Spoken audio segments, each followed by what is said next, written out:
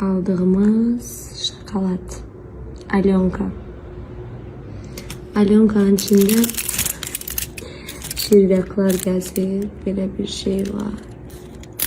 Bu da burada öz üçün kef edir. Əslində hər zaman aldığım bir yerdi. Bir dəfə də belə bir şey yaşamışdım. Sars'ta oradan almışım. Ayda bu nədir? Buna baxın, arayıram. Buna baxın. Burada belə şeylər var. Lakin bu çirvəkların. Vay vay.